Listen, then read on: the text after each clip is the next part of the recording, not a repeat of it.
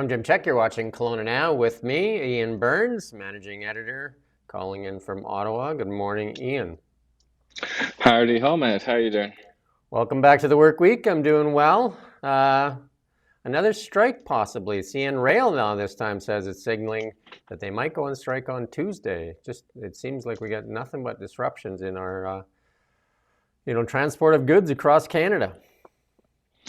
Yeah, and I mean, how crucial that is as well in Canada when, you really just have a couple of rail lines, and those are like the arteries of the whole country. And a couple of ports as well. And it's it's like the ports, the railways, and then a couple of years ago it was the highways as well, which is almost like Yeah. even worse.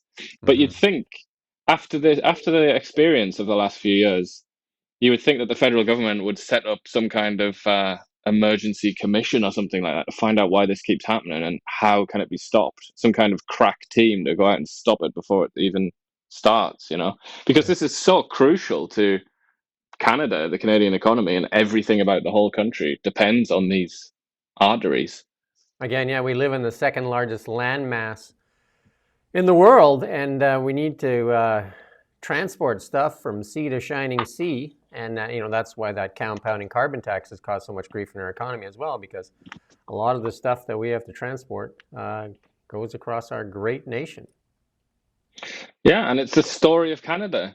I almost like, I don't really know what they teach in history classes these days, but I feel like if you want to teach the history of Canada, like a top three element of the curriculum should be transport, because that's almost like that really is the story of this country. I mean, we've talked about it before. The only reason that British Columbia is in Canada is because the train line was built. That was the kind of quid pro quo for BC joining the Federation. So I just feel like it's so important. It's so crucial. And it's kind of like even things like grocery prices, which everybody complains about. It's almost all to do with transit costs. It's like it's at the heart of everything. Yeah, and this is another story on the fentanyl. Canada is becoming a fentanyl exporter and a target for Trump, and we talked about that last week. And like about drugs increasingly manufactured and trafficked from Canada through the numbers remain small compared to Mexico. It's still a growing thing in Canada for sure, and something that we should take serious. Yeah, well, it's this horrible new drug. Well, it's not really that new anymore, is it? But fentanyl, which has just like changed everything, hasn't it? It's not like the good old days where it had to be grown in like Colombia or Bolivia or somewhere back when it was cocaine. That was the drug everybody wanted. It was like you could have a handle on it a bit more. But now that fentanyl being completely synthetic, it can just be manufactured anywhere, including Canada and including BC, places like Falkland, as we saw recently. I think that they actually allude to that bust in Hmm. this Wall Street Journal article. I think it is the Wall Street Journal, isn't it? That It is, yeah. yeah. But yeah, I Um, mean, we should emphasize it's an absolutely tiny fraction. It's less than 1%. I think it's less than 0.5% of imports into the US. It's so, so, so small. And yet I feel like the Canadian government is really missing a trick. Every time they mention fentanyl, the Canadians, like the federal government and the premiers, should scream back in the face of the Americans, what are you going to do about guns? Because they make up the vast, vast majority of all guns used in criminal activity in Canada. They come from America. When are they going to fix that? When are they going to pull their thumbs out of their rear ends and fix that crisis? well, I think both Canada and the U.S. should strengthen our border so we can stop the flow of both of those things. Uh, Definitely, but I think the Americans have more to do than Canadians, but we need to hear that articulated by our precious leaders. we're facing our own drama here as Kelowna is cut off from the west side right now. The Bennett Bridge has been closed and will be closed for several hours as bomb experts probe a vehicle. And somebody's written a manifesto as well. And they have the guy in custody, I understand, Ian. Yeah, they said that he was safely brought into custody pretty much right away. But yeah, we haven't actually in our story we haven't actually mentioned that weird manifesto thing because obviously the police haven't said that it is that guy or anything to do with that. But yeah, there's a manifesto going around that says exactly this will happen and that he's going to put explosive material inside of a car and seal the doors and a lot of waffle about how he was arrested, and it was it was, and it was an injustice somehow. But I mean, that's all at the minute. That's a bit kind of speculative, really. We need something. We need high confirmation from the police before we can start to report that. But it is out there. Prime Minister Justin Trudeau in Krakow, Poland for the 80th anniversary of the Auschwitz liberation. Yeah, and he mentioned October the 7th, that massacre a couple of years ago in Israel, which, the consequences of which continue to this very day. They're looking at hostage exchanges, aren't they? Or exchanging hostages for prisoners. Lots of drama in Israel about that still. And he's lamented the fact that the rise of anti-Semitism here in Canada in the aftermath of that Hamas massacre. I mean, a lot of the stuff, there's been inaction on some of those things. And, a lot of people are calling for more action on some of these protests and that. Yeah, I mean, he, like a lot of left-wing parties or liberal, left liberal, whatever parties across the West, they're in a bit of a difficult situation after that pogrom in Israel, because they're trying to appease or, look sympathetic to two different factions within their party, which is, like Jewish people in the West traditionally would be part of the left-wing party, and that's certainly also true of Muslims and people from the Arab world. So they've kind of got these two groups in their coalition, and it doesn't really matter what they say, that they kind of upset one group every time.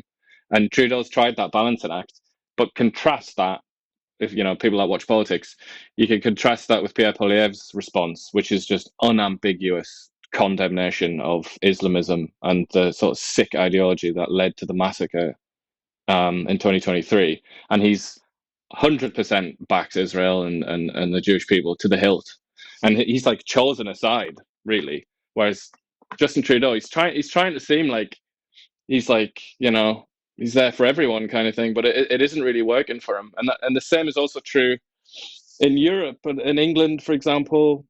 It's a challenge for left-wing parties, I think. And then Arya says he's out of the Liberal leadership race as Carney gets more caucus support. And I mean, a number of different excuses that were thrown out there for explaining why he's not allowed to run, even though he had the money. Yeah, and obviously, he's legit. He's an MP. He is a Liberal MP. It's not like he's some randomer. But yeah, a spokesman for the Liberals, who's quite active on social media, called Parker Lund, he came out and said that he didn't say exactly why, because for some reason decided to maintain a bit of mystery, but he did say that that he cited a rule within the Liberal Party that states that you can exclude somebody if they, something like if they can cause reputational damage to the Liberal Party or something along those lines. Wasn't there a quote here that he's manifestly unfit for office? Yeah, and that's another part of that. But he's okay as a rule. Liberal MP? That's kind of like weird, no? Precisely. Yeah, he's okay to legislate in Parliament and just, help decide how we all live in this country, but apparently he's not fit to be the leader. I mean, a lot of people have come out and said that it's a fix, basically. It's like a mirror image of the American Democratic Party, where they fixed it on 2 occasions to make sure that Bernie Sanders wouldn't win. Well, they made sure that Hillary beat Bernie, didn't they? And then they also made sure that Biden beat Bernie, and then they made sure that Biden left and that Kamala went in without an election. Like the Democratic Party, maybe we shouldn't compare the Liberals to the Democrats, because the Democratic Party is excessively corrupt, isn't it? But it's quite similar, the accusations that we're hearing from a lot of people anyway, which is that it's just a fix and that they want Carney. It seems like a coronation. I mean, even the way he's speaking right now, he's already the prime minister. It's not like he's running. He's just speaking like the job is his. And interesting. Well, he's also not speaking, isn't he? He's not really speaking to the press, which is another thing that somebody in power would do. That's something worth discussing for a few minutes. We've seen in the 4 years in the Biden-Harris administration, almost no access for press, right? Almost none. You have Trump come in, Trump and Vance, they're in front of the microphones almost too much. Even I think some of the reporters are saying it's too much. They can't even keep up. That and then Trudeau, the same thing. He sat down yet and done an interview with even our national media outlets since resigning? Yeah, I'm trying to think actually. He did. I'm trying to think what his most recent one was, but no, he refused a lot of them, didn't he? On the I I, his explanation. His I explanation was haven't that, oh, seen one yet. I'm resigning. Yeah, I haven't seen one yet. And I mean, the only one that I see doing kind of interviews right now is Chrystia Freeland. Yeah, Freeland is everywhere. I mean, Gould's done a couple, and obviously Polyev. Yeah, yeah. Poilievre's been on CTV a few I times. was speaking Seems of to the like liberals. Yeah, CTV. I was speaking of the liberals. Um, but Yeah, Carney's but been he running was away kind of from dodged.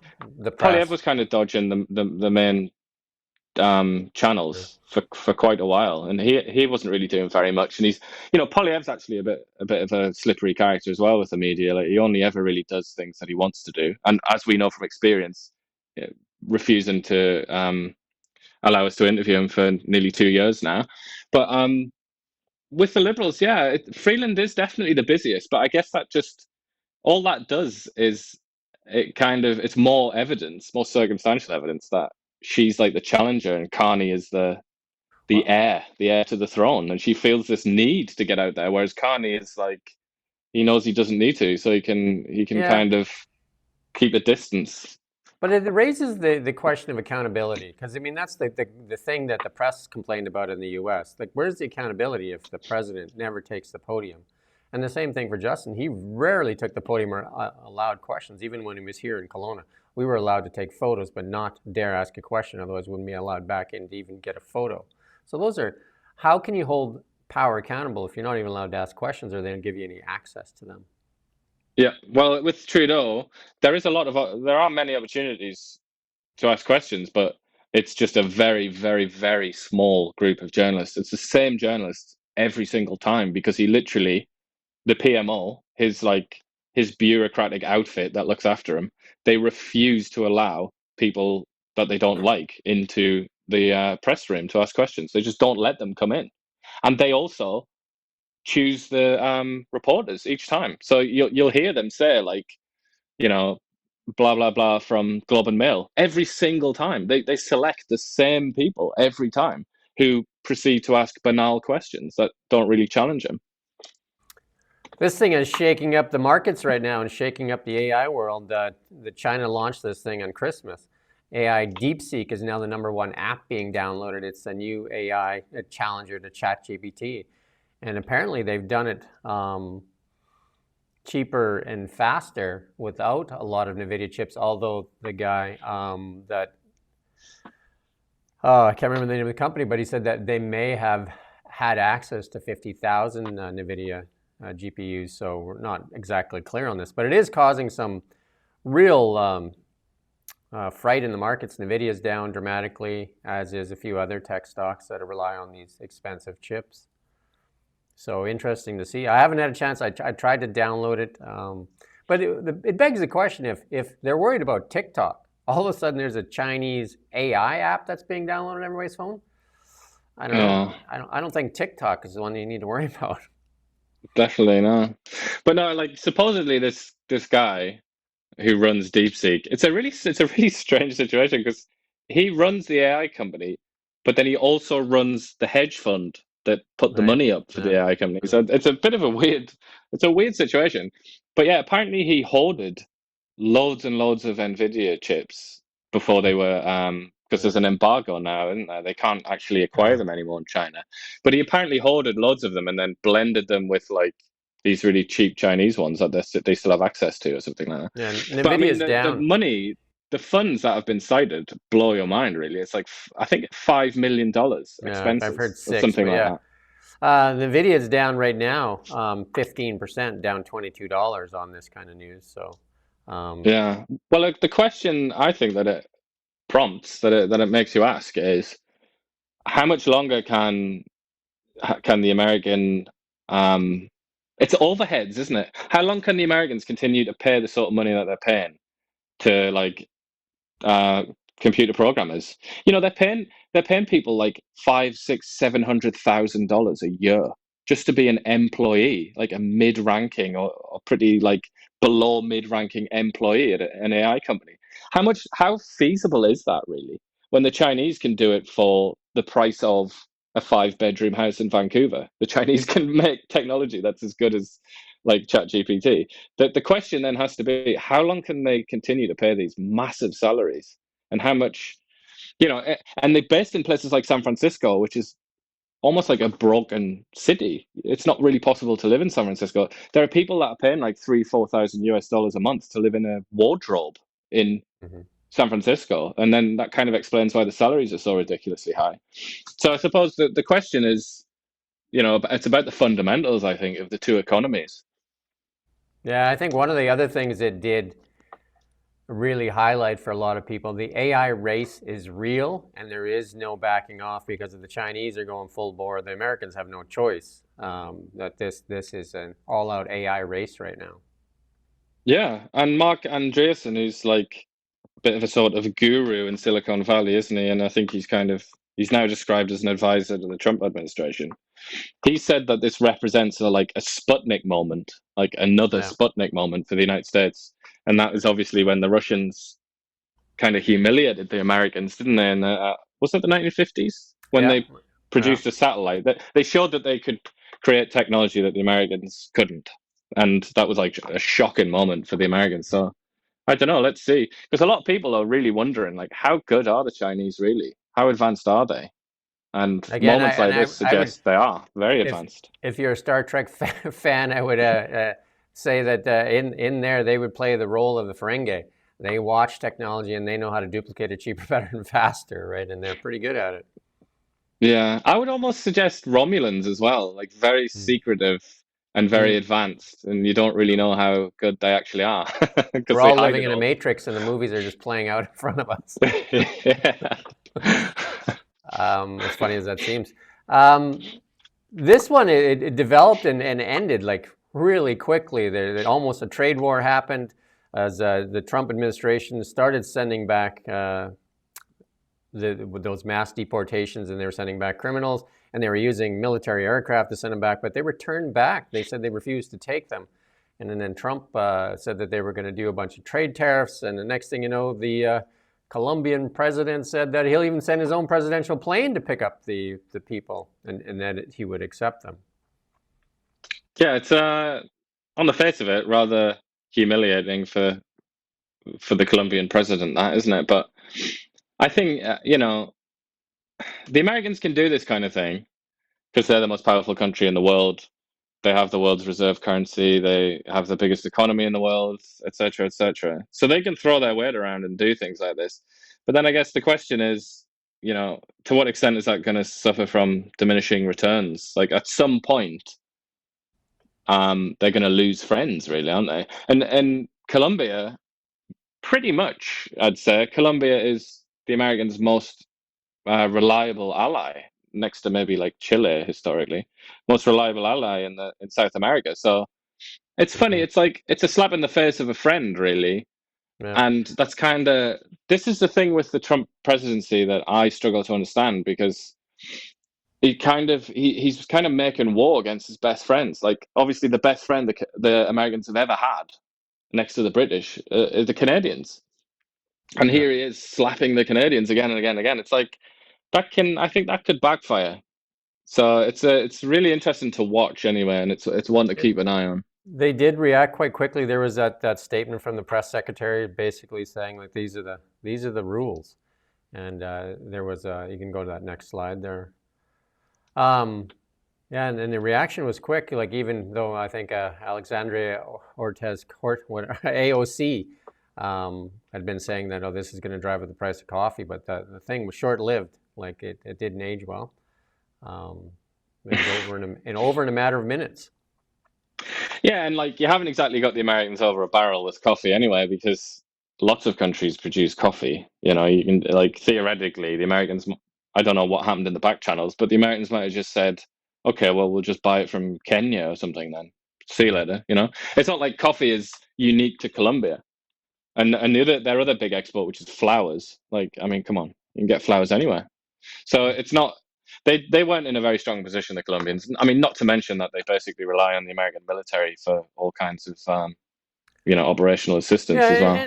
and I mean they were sending back their citizens, right? I mean that's the other thing. They were sending back the citizens that were illegal in the United States, and these ones were criminals. So I can see why they wouldn't want them Yeah. back. Well, yeah, and that's kind of been that happened with Mexico, didn't it? And Trump 1.0, and he wasn't quite as like sudden and quick as this, but he had a similar sort of dispute, didn't he, with the Mexicans back then? And Justin Trudeau, the resigned Justin Trudeau, is pulling again, doing some of the stuff that the last minute stuff that Joe Biden did with the Democrats, is stacking the Senate before he leaves. I mean, it kind of threatens a bit of a constitutional crisis, this, doesn't it? If he's going to appoint people who have been accused of being partisans, I mean, he's already been accused of that over his sort of 10 years, 9.5 years in charge, 90 or whatever appointments that he's made. He's been accused of politicizing the Senate in a way that really nobody else ever has, a prime minister anyway, or in modern times. So it threatens a constitutional crisis because a lot of people ask the question, quite rightly, like, what's the point of the Senate anyway? Like, what even is the Senate? What, like, a lot of people really don't like it, and an unelected upper chamber. It's not exactly a popular entity anyway, is it? So doing things like this, I think it's just going to make it even less popular. Really, I'm not sure it's such a shrewd move. Well, gets people a job, I guess. It says he's stacking it with well-connected Liberal Party insiders and personal friends. I didn't make the list again, but That's really outrageous, isn't it? I can't believe that. Passed over again. passed over again. And then we talk about Mark Carney, who is not taking, like doing media sit-downs yet, but they're saying that like here's this guy that they're putting forth to be the prime minister, basically coronating him, and without a single vote. And he's now, I think he put out a really polished video saying he's a Canadian, has lots of hockey stuff in it and everything, and how much he's a Canadian. But we just watched a clip where he said he is a European, so a man of many nations. A lot of people as well now are like whispering in the background, asking the question of like, where does he live? Where does Carney actually live? Like, where's his primary residence? Is it in Canada, or is it in Europe somewhere? Is it in New York City, where his wife supposedly lives for at least part of the year? So that's going to follow him around anyway, for sure. That this idea that he's kind of, a bit like Ignatieff. That was the same with him, wasn't it? Where it's like he was deemed to be this fella that had just come back because he'd been in the US, hadn't he? And he'd been in Britain for quite a long time. And he just kind of popped up back in Canada to lead the Liberals. And that really that didn't serve him, did it, really, in the election? So they're going to have to address that. And I think, to be fair to them, on a PR sort of level, they've done actually quite a good job by, the way that he went to Edmonton. He talked about being a youngster in Edmonton, and then there's that picture of him playing hockey as a young gun. Like they have done the PR, they've got it out there, but they're going to have to answer the big questions as well.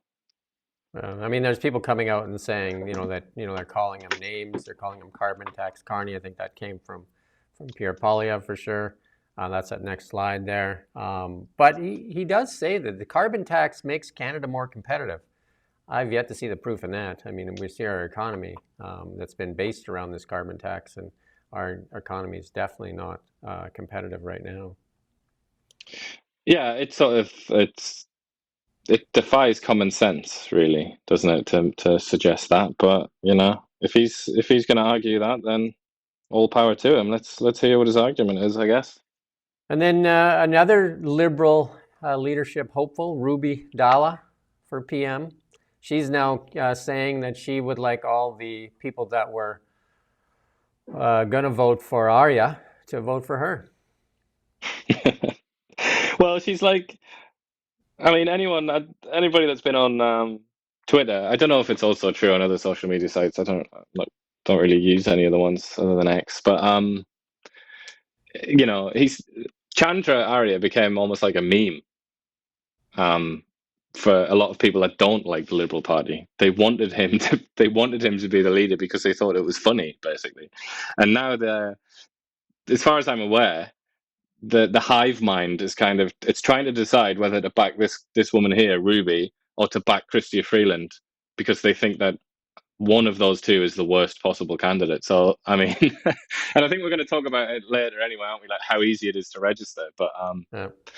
yeah, I mean, I think that's it, and I think they're looking at Ruby as the like meme candidate that they can try and like artificially boost.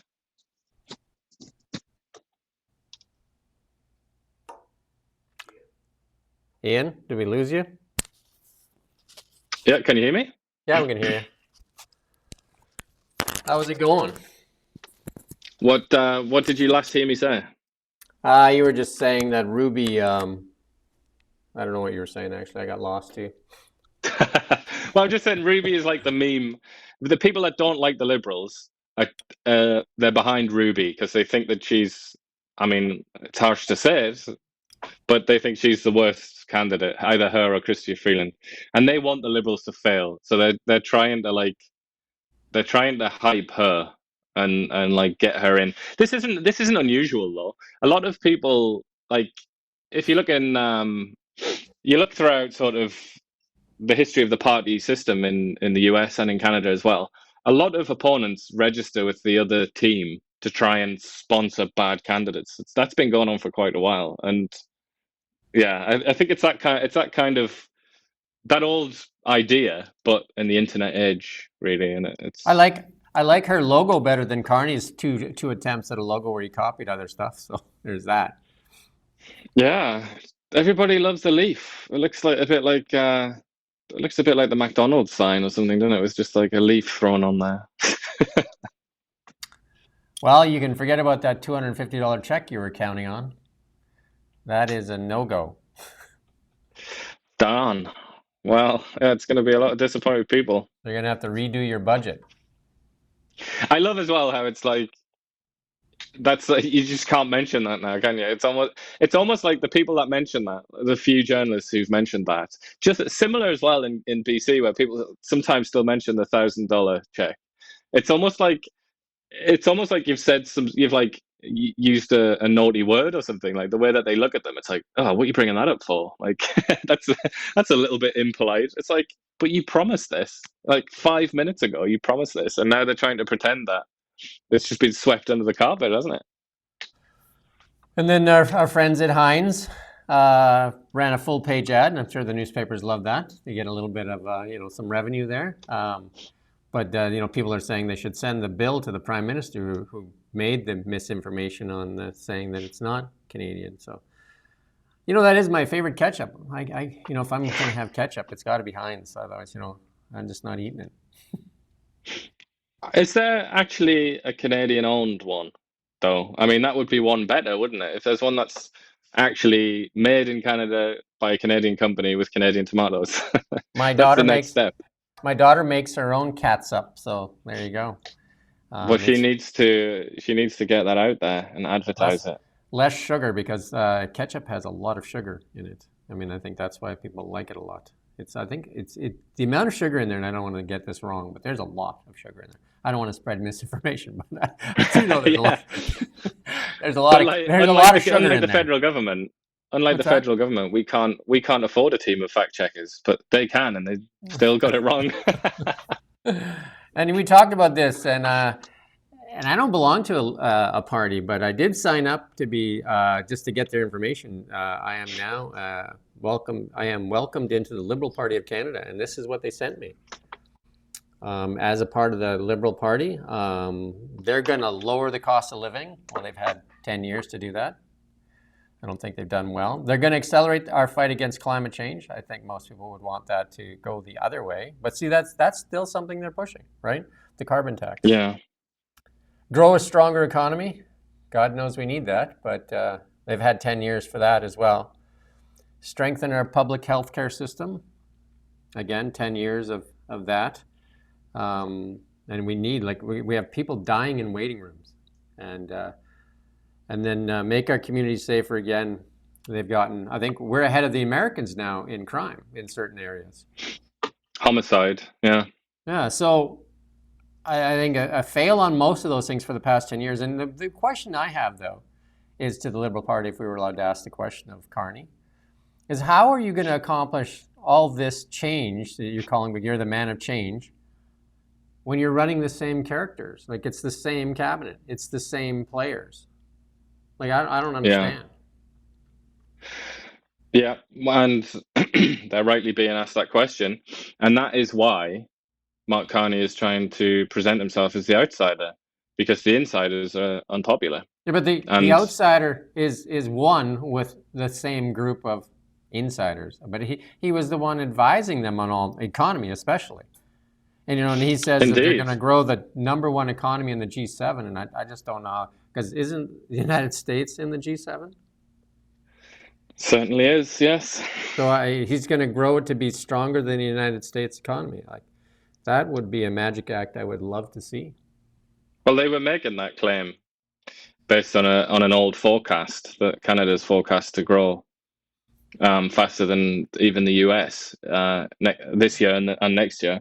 But the IMF released a forecast. I think it was last week, wasn't it, or quite recently, that put the US ahead of Canada. So they're gonna have to put that forecast to bed now, and they're probably not going to talk about that. Maybe in future they'll say one of the fastest growing in the G7 or something like that. Even the seventh place would be one of the fastest growing, wouldn't it? Yeah, I guess so. But I find it funny, this list that you've got here, because Not you my know, list, by the way. Not my list. They well, sent yeah, me the this list that list. you've inserted into the document so that we can look at, so that we can peruse. That, I mean, call me a cynic. I call myself a cynic, so I'll accept the label. But just look at that list, right? Anybody that's been following politics, anybody that's been following surveys, you know, by Leger and all the rest of these companies that pump out surveys all the time. This list here it's all related to the top 5, top 10 issues of concern in these polls. I think it almost seems like too transparent. They've just looked at the list of things and they thought, all right, well, we'll appeal to those things. Like we're gonna put 5 things down. Let's do the top 5 from all these surveys over the last 6 months. It just seems a bit phony, really. And they've also changed their tune. It's like it's this isn't what they campaigned on in 2021, really, is it? Not, it wasn't on these principles, and it just feels a little bit kind of astroturfed, as they say. It seems a bit fake, and it seems I think it might put quite a lot of people off, I which is don't true of a get lot of where their PR. I don't get where, because even the Liberal MPs now are talking, including Chrystia Freeland, that are talking about energy and how we need to build pipelines and that now. I don't know how that fits in there, accelerate our fight against climate change. I don't know how they managed to fit that in there, because they've been working really hard at suppressing our natural wealth. And then all of a sudden that's still in there. And then they're talking about how, like our energy is so important. Well, they're It trying to contradicts itself. speak, just like with the Israel-Palestine thing, they're trying to speak out of both sides of their mouths to two different sets of people. They're trying to tell the climate lobby within their own party that they're still the climate change party kind of thing, and then they're trying to tell people outside of the party who are sick of the carbon tax and who question the wisdom of, for example, telling the Koreans and the Germans and the Japanese that we can't give them LNG. They're trying to say to them, "Oh yeah, look, we understand. We understand how important our natural resources are now." So they're trapped, and I mean, this isn't uncommon for a party that's been in power for 10 years. But I mean, it doesn't change the fact that it's happening. They're trying to they're trying to sort of be all things to all people, and historically that doesn't really work. Yeah, let's move on to markets. Gold off quite a bit this morning. Everything's off. Like, the markets are off in general. Gold off. Still kind of like pounding around that range, though. Like, still in that range. So we can expect it to kind of like stay in that range for a bit there. It looks like it's running out of steam a little bit. Bitcoin sold off quite a bit too in this NVIDIA kind of like this deep the Chinese AI stock. Deep Seek. DeepSeek. I lost that name for a second there. Must be losing my mind. You need to download DeepSeek. I need to, yeah, I need something.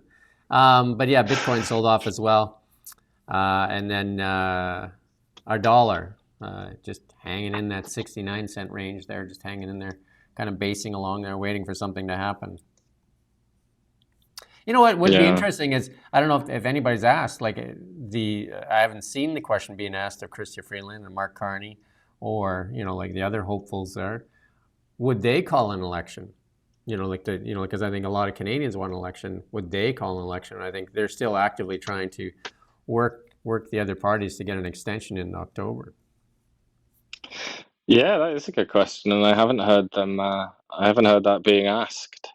To be honest, I haven't heard an awful lot from Pierre Poilievre either, or certainly not from the NDP or the Bloc Québécois, the other opposition parties. I haven't really heard them. They're not really making that their number one issue. You know, for Pierre Poilievre, it's still the carbon tax, isn't it? Over and over and over and over and over and over and over again, forever and all time. Endless carbon tax. That's all that's like his entire campaign. And then the NDP, it's like, you know, the usual stuff about oligarchs and CEOs and stuff like that. Yeah, it's kind of like they're not focusing on an election, whereas I feel like the majority of the Canadian people probably want that. Yeah. I think that Pierre Poilievre needs to start putting out some of his platform ideas of what he would do differently, because I think that's important. I mean, Donald Trump went out yesterday that's got a lot of, like, it was just like, it's almost Elon Musk-ish, where he just says, what if we get rid of taxes altogether and just charge other countries tariffs? I mean, just think of the American reaction to that, right? And they're just like, yeah, right? Like, yeah. The Liberals promised us to get rid of the GST. Remember, that was way back with Jean Chrétien, no? Long time ago, yeah. So, and they got rid of it on income tax as well. Didn't used to exist. It's important to mention that is a relatively novel tax. They got rid of it on tinsel and taco chips, and for 2 months. I mean, why doesn't one of them come out and say they're going to get rid of the GST permanently? Well, Gould has said that she'll get rid of it permanently on a handful of items. On the tinsel and taco chips again. Again, these are just like, like nonsensical things, and you're $250, and just, these are all gimmicks, right? But like, why not some real policy?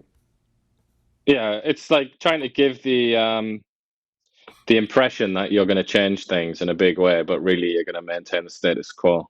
Whereas it's harder to do that now that we're looking at the Donald Trump presidency, and they are really trying to change things, aren't they, in a massive way? And it's kind of, and this puts Pierre Poilievre in a difficult position, because you're right to say that he hasn't really fleshed out a lot of his plans. And I think he's tried to do the Joe Biden and then Keir Starmer style of campaign, where you just kind of don't do anything. You just like repeat a few slogans and cliches, and you just try to not say anything and let the other guy screw it up, and then just slip in without having made any promises. And I don't know, that's becoming more complicated for Poilievre, because the Liberals are about to put Carney in, it looks like to me, and Carney is not Trudeau. He's nowhere near as unpopular as Trudeau, and in fact, he is actually a bit more astute than Trudeau, I would suggest, and more sort of liked. Well, so he's going to have to adapt to that. And then also the example of Trump down south means that Poilievre is, there's a risk that he's going to alienate his own base, because it looks like he's kind of soft and he's not a man of action compared to Trump. So I would expect changes from him. Trump's getting heroes welcomes wherever he goes, it seems like. He walked into a casino in Las Vegas with, he went there and did a rally like after being inaugurated, and because he ran on no tax on tips, and I mean they were just like chanting his name and everything. And he's done quite a few things he's set out to do, including, we don't have it in the storyboard, story load this morning, was that he's rehired all U.S. military that were fired for not taking the COVID vaccine, and the big one, he's given them all back pay. Yeah, full reinstatement of benefits, full back pay, and yeah, so that hasn't happened here in Canada. And that's a big one. That was another thing that he just immediately did. The no tax on tips things he talked about. And there's a lot of things, and then the deportations have already happened, are happening right now with the criminals that are being moved out first. Yeah, it's actually weird. It's really weird to see a politician actively honor his promises. And he's done it in like he's doing it in quite obscure things. Like he recognized this Native American tribe or something like that, which is kind of like not really. A lot of people say it isn't even actually a tribe, but he said he was going to do it, and he did it. It's kind of like that's one of those things where he's not going to try and get reelected. This is a tiny group of people who he could theoretically easily betray, but he hasn't. He's kept his promise, and certainly with the border, which he went on and on and on and on about, that was like the cornerstone of his whole campaign. It really does look like he's honoring that promise. There's active duty troops there. There's the Navy has aircraft there. They're building fences. Like a lot of stuff is happening. Like there's a journalist that joked. I don't know if he half joked or whatever. He said there must be a board in the back there in the White House there where they've got the list of to-dos, and they just walks in there and says, let's do this one today and let's do this one today, and they're just ticking them off. I mean, we're not even. What are we? We're not even like 7 days out. Yeah, it's extremely strange, I must say, because even Trump himself, the first version of Trump, he abandoned loads of promises that he made in the 2016 election. Number one of, I would say, was he promised to prosecute Hillary Clinton, as many of us can recall. And then I think it was like week one, might even have been like day one. He was asked about that, and he was like, "Nah, not bothered about that." It's I think just like, okay. I think he was mired in the swamp last time, and this time there are definitely a lot of people that are on his side.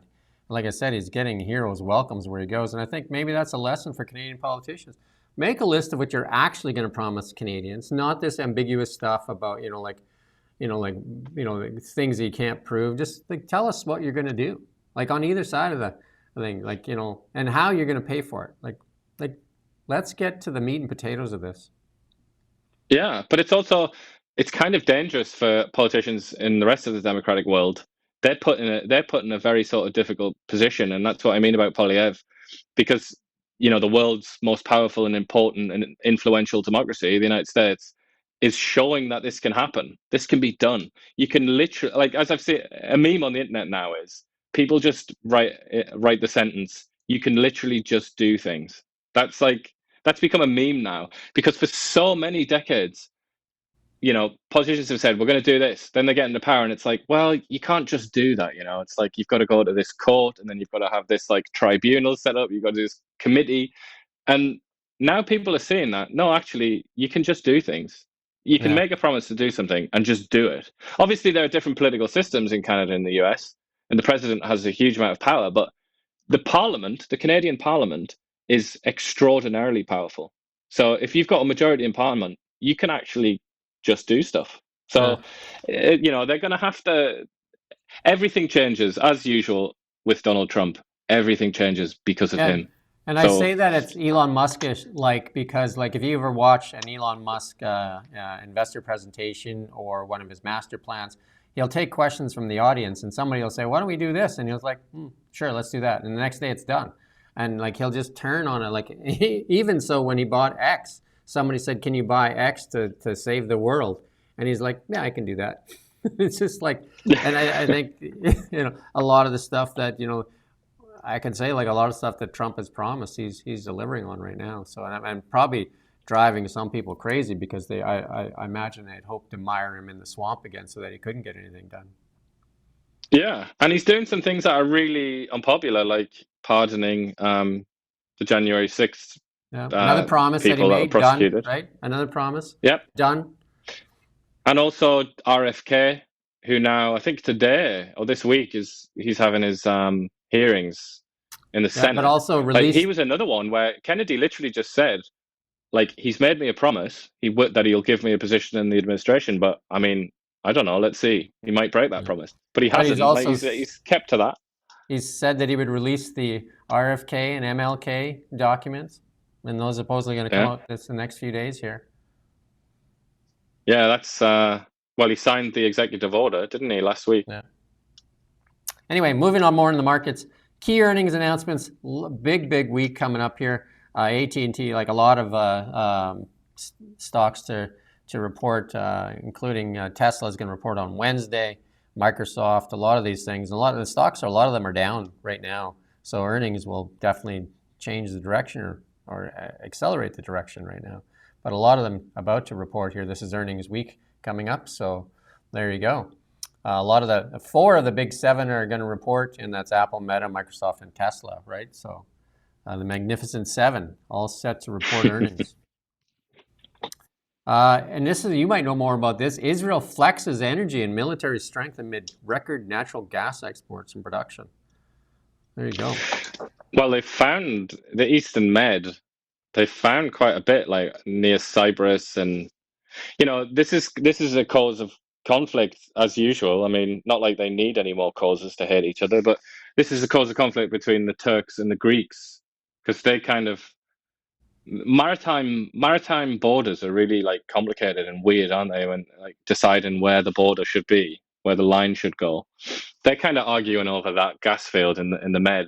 But Israel, they've just sort of quietly got on with it and they're just doing it. I mean, it's not like that much. It doesn't put them in. I don't even think they're in like the top 20 or anything for reserves or production. But it's a tiny country, Israel, so a little bit of gas goes a long way. And they're also exporting it to Egypt, which is very, very interesting, I think, when you think about the like historical animosity. But I'm just saying, like, like Canada is the natural resources beast that's been shackled. And here we are, lots of small players that are like unleashing their energy and enjoying that wealth that's produced from it.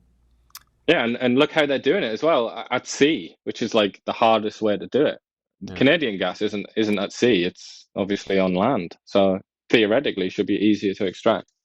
More on this DeepSeek hits markets, and it's really hitting the markets, and it puts ChatGPT on notice. I mean, we talked about it, I think, on Friday. ChatGPT launched Operator, so it remains to be seen like where these things are at, right? Like, I mean, I haven't used DeepSeek yet, but I think I'll try to get it using today. We are going to hold an AI conference here in Kelowna on Thursday. If anybody's interested, we're holding at the Laurel Packing House.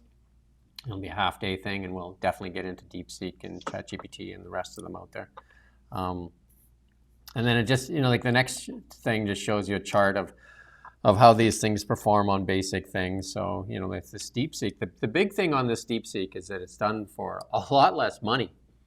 And apparently we don't know how much NVIDIA chips or how many NVIDIA chips are actually been employed when they were doing it. So it is an open source model though, as well. Whereas, Llama, Facebook's model is open source as well. So that'll definitely, I mean, it's going to be interesting to see how this plays out.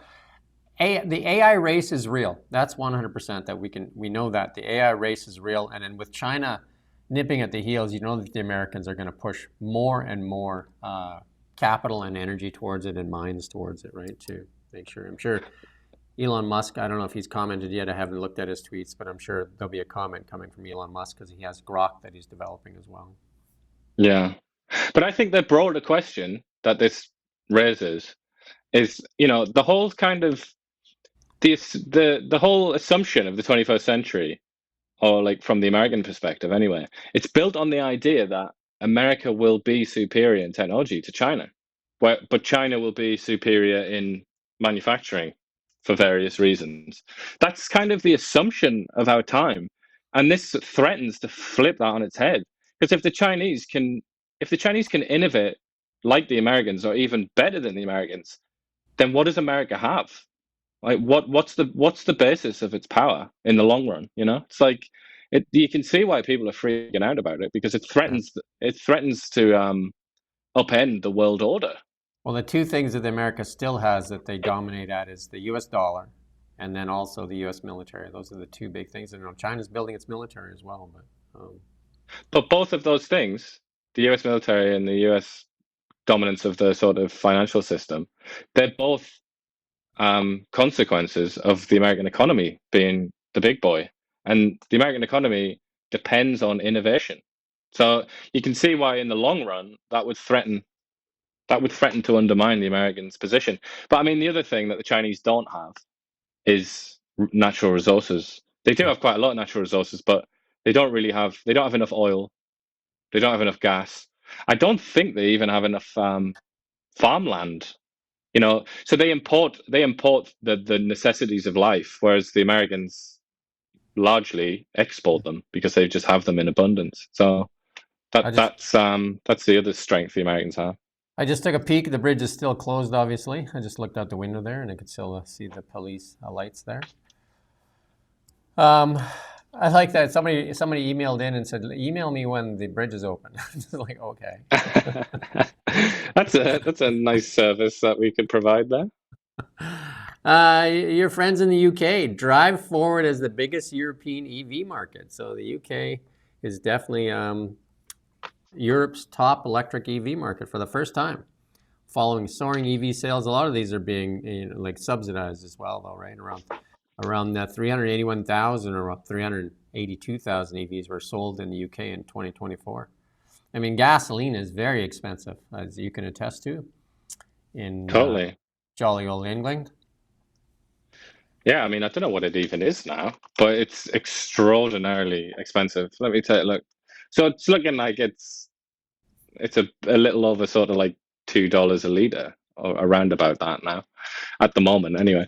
But the problem with this for the British is their their sort of power infrastructure is among the absolute worst on earth. I mean, certainly among the developed nations, they have the most expensive energy in the world, pretty much. So I mean, I don't know how they're supposed to make this work, but it's because they've got like crazy laws in Britain, like mandates where similar to Canada's, where basically you're going to be fined, or you're not going to be able to flourish as a company unless you sell EVs. So that explains it, I would say. And then lastly, we have our meme for the day. Again, jolly old England. You must be influencing this a lot. Oh, no, we had that one more chart. You can put that one up there. Sorry, I missed that one. The Tesla Model 3 coming in as the cheapest car to operate in of all the cars on an annual basis. The Model 3, the cheapest car. And I can attest to that. In 2 years, I've been driving a Tesla. Zero maintenance. No oil changes, no nothing, other than you change your winter tires out, and washer fluid. There you go. The shame is that it's not far away from being the cheapest one to buy in the first place, isn't it? Yeah. And then our meme from England. Again, that is from the Babylon Bee. Their 007 is now going after grandmas. Inaccurate meme. No, I mean, I laugh, but this is one of the saddest things, in God knows how long, many, many decades in Britain. This is one of the saddest things. They passed a lot of absolutely garbage legislation in Britain that criminalized basically being offensive on the internet.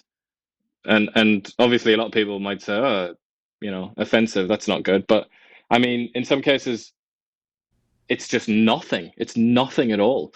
And they also have these bizarre laws on the books in England where you can be the police can come and knock on your door and interview you and record something called a non-crime hate incident, which is so Orwellian and crazy that it would blow your mind. I would advise people to read about it.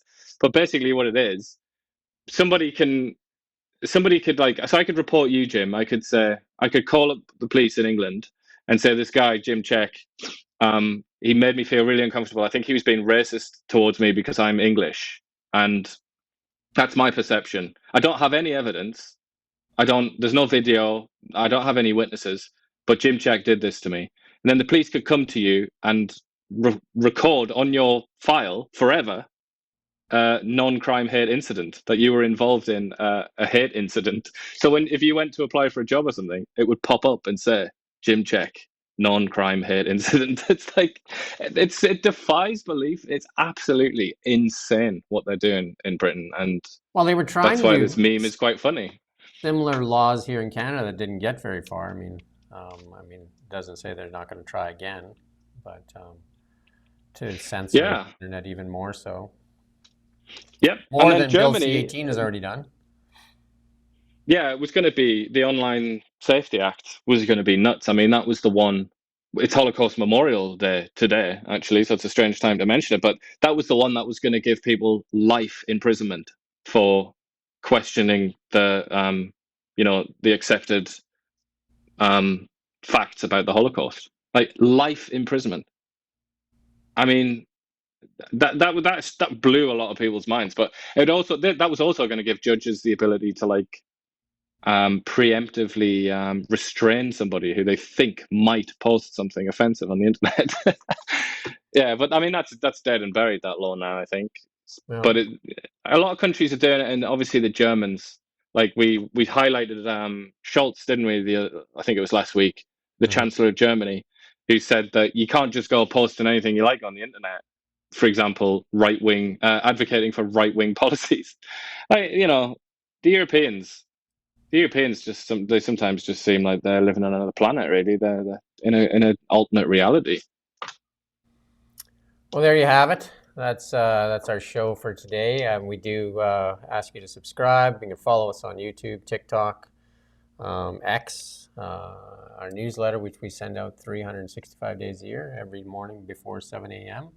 And of course, you can visit the website all the time, KelownaNow.com, and Facebook and Instagram. Maybe we'll get it back. That's another question that somebody should be asking the hopefuls, Carney and Freeland, and that's why we're trying to get an interview with them too, because we'd like to know what their position in this new and improved Liberal Party is with Bill C-18, which has basically hurt all media, and then even the funding going ahead. They shouldn't interfere with media at all. They should let media do its own thing and allow it to be independent, and again, give us back the audience that we earned over the past 10 or so years. Yeah, though I wouldn't count on it being any different, because I think the Liberal Party has almost made it a policy of the party that they're kind of like the party of the mainstream media in a way, and CBC, like the defenders of the CBC. So, well, then I wouldn't count party. on it. I'd say you can make that more accurate by saying then the party of the chosen media as opposed to the media. Yeah. Well, I said mainstream, but that almost doesn't mean anything anymore, does it? In this age, I guess legacy media is probably one of the best descriptions. But even some of them were shut out. It's basically the chosen. Some people are getting the funding, and some people are just getting choked off. So there's that. Yeah, and the people who are being punished the most, and I'm like, I hate to say it, I'm very sorry to say it, but the people who are being punished the most are the people that are often punished the most in Canada, which is like the small independent outfits that try to do things a bit differently. And I think that's not just in the media where those people are punished. I think that also applies to business. all sectors of business. Yeah, we saw that in COVID. Which businesses stayed open? The large conglomerates. Which ones were closed? The small independents. Yeah, and the rules were often set up in such a way that it actively punished the smaller businesses that had smaller smaller properties and didn't. I mean, similar with this GST thing, the smaller businesses that didn't have the resources to, just like type in a few lines of code to fix their tills so that it would take the GST off certain items. But it's the little companies that suffered there.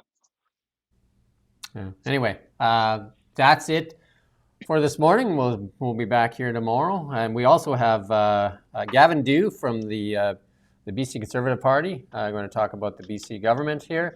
And then we also have Renee Merrifield, former MLA for the BC government, with Beyond the Ballot. That'll be tomorrow morning. And then Ian and I will be after that. So it'll be a full morning. We'll probably have a couple hours of live streams there. And with that said, we do thank you for watching Kelowna Now. We don't just report the news. We live here too. We're your neighbors, bringing you stories that matter to all of us. No government funding, no outside influence. Kelowna Now, local,